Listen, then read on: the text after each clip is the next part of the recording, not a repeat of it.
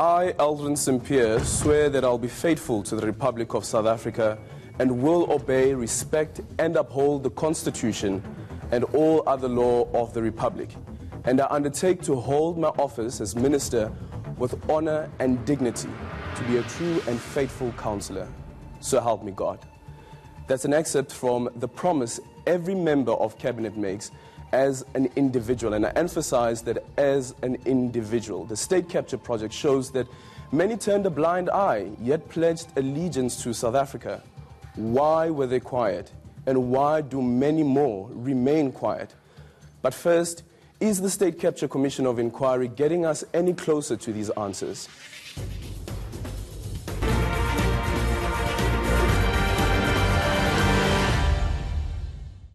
The question is, what happened? How did we know? What did we know? What did we do? What did we not do? We have to answer that question, and the President will answer those questions in his submission.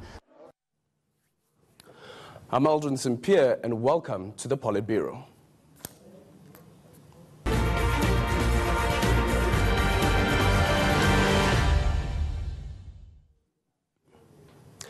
This past week's State Capture Commission of Inquiry was probably the most anticipated. After all, it would be the star witness who will give evidence of state capture.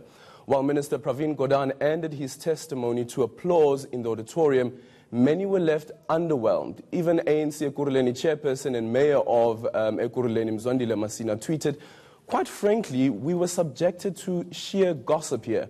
And he called the commission a platform used to settle political scores.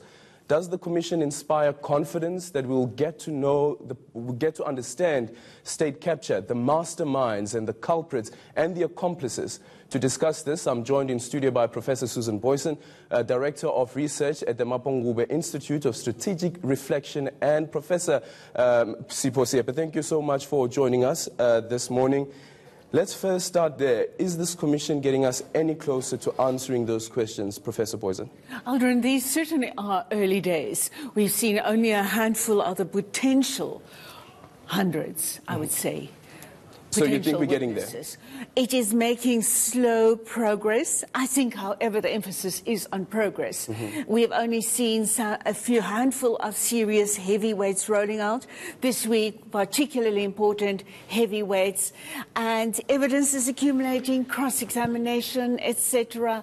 Will still be happening. Loads, I believe, of other witnesses will still be summoned. Yeah. But the fight is heating up. It is a serious case of this week. For me, definitive mark was the fight back, the pushback, kicking into action, with the EFF starting to play out there a certain role there, and like the quotations you're mentioning, and people in the commission feeling to some extent, and to get into that theme later, under threat, possible intimidation, anticipatory intimidation of future witnesses as well. So there are efforts to stop the commission, and that is probably the biggest point of evidence that there is some progress being made. Professor Seepe, Professor Booysen mentions heavyweight, and Pravin Gordhan, in all likelihood, was seen as the heavyweight. Even in the introduction, when we speak about this was to be the star witness who would give us evidence of state capture, and many who felt underwhelmed. Well, I think we should... Did he get us closer to understanding state capture? First of all, I want to say we've been here before. Yeah. I mean, we've had the arms deal where people wrote books, people were promoted and all that, and when they had to give evidence, the judge who said there said, what I need are facts, I need documents, I need evidence, I don't need a rumor. So in a sense, he came up to a different conclusion from that which we had said. We are beginning to see a replay of that. Actually, not only is Pravin the star witness, we also had other star witnesses. Remember, Fegi Mento was a star witness, and now we see her retracting some of the statements that she made. We had Barbara Hogan having to retract some of the statements. We had KBC Jonas, who said, I was given 600 million, but I don't know who wanted to give me that. And this person promised to kill me. So the point is, we must understand the state capture in a manner that it was intended to get to the bottom of the problem. And I think we are going to get there. But what will happen is that because we have built certain people as star witnesses, when the questions begins to be asked that are direct, just like Pravin was asked when he appeared before BBC, he was asked a simple question that being a custodian of all this information about state capture, and you have addressed funerals, you have addressed a number of people, do you have any shred of evidence that can link to this? And he says, no, I don't. All he said was join the dots. Even at this commission, every time he's asked a simple question, he says join the dots. So effectively, the nature of the commissions is really to allow as much, and the judge has been very generous in allowing all sorts of information that will not be accepted in a court of law. For instance, when Feki says now, after reflections of many years, says, no, the person I saw was not it was a black man. It was a black man. But here's the thing, though, about that. What then is the job of the commission itself as an entity, as an entity that has been set up to investigate state capture? You mentioned the issue around Feki Mento, and someone was saying that the investigative team should have checked with the airline and said, was Fana Hlongwane on this aeroplane on this said day? Yeah, well, that's why I would say the biggest problem with commissions is that they're very permissive. They allow all sorts. But one must understand that they try to inquire to get to the bottom of issues so that they are not a court of law.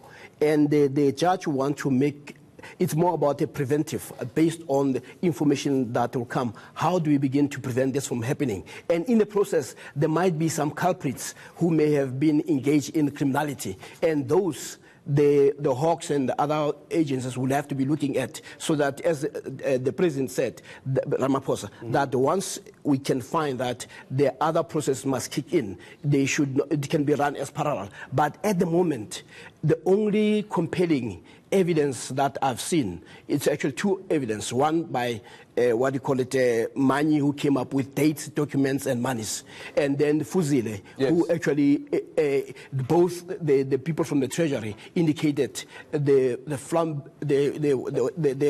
problems with Van Rooyen and how he was almost like being guided by some other people. And here's the thing, though, about Fuzile is that he directly implicates the president. He puts the president at the center of trying to take over Treasury.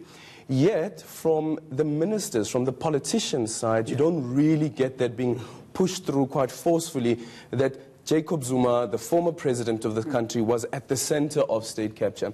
And it makes me wonder then, do we then rely on government officials to give us evidence of state capture? Why isn't a lot of pressure being put on ministers who are part of these cabinet meetings where these decisions are taken? Exactly. Lots more need to be said. And in first place, I think it's entirely fair for a person like Pravin Gordhan to be in there and to say to join the dots. People like Gordhan were not at the center of state capture. They might have facilitated. I don't think there's any minister in Zuma's cabinet who did not, in some way or another, help facilitate that process, sometimes knowingly.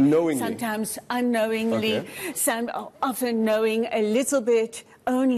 It is people like Zuma who were at the center of that. They are the only ones who have got the total definitive picture. That's part of the definition of state capture. It operated like a security cell. Nobody knew exactly what others were doing.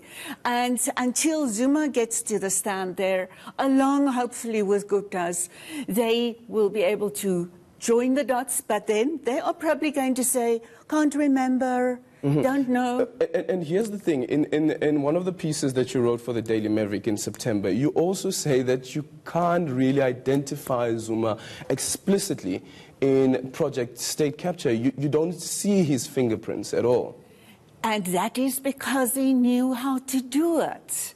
In the end, we might very well, given that Zuma, as in other cases, almost certainly going to claim a lapse of memory, can't remember, because then he can't implicate himself. It is the name of that game to to diffuse information, for few people to have all the centralized knowledge in there. And that is a role that a commission like that can actually do Professor very Seepe, well. Where are those people who know about Project State Capture, were involved in Project State Capture? Pravin Gordhan, for instance, says that there are ministers in the cabinet who are part of State Capture. He's then asked, give us names. And he refuses to give those names and say it is up to the State Commission of Inquiry to find out who those people are and, quote, connect the dots and follow the money. Well, what is very clear is that, as Susan was saying, that to pinpoint a person may not be easy. But what we should also understand is that there are two questions that the judge said. That is one. The other one was that if this was happening, what was the ANC doing? Effectively, simply saying, I'm not buying the story of one person.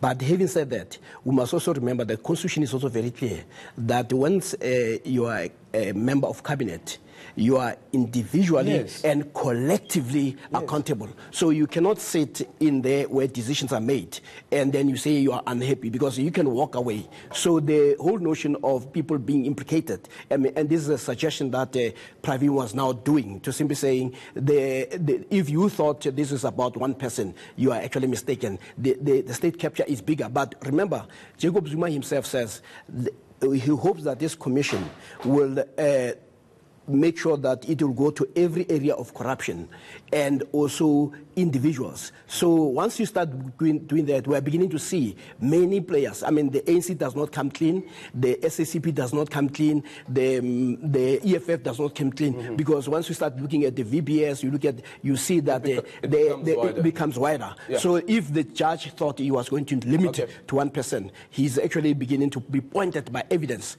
into certain directions. Professor, we've run out of time for this segment, or should I say professors? We've run out of time for this segment, but thank you so much for joining us. Professor Seepe is still staying with us to discuss after the break why were the ministers quiet, why were those who were appointed by the so-called Gupta ministers, as alleged by Enoch Otongwana, no, I am a Gupta minister. We'll discuss that after the break.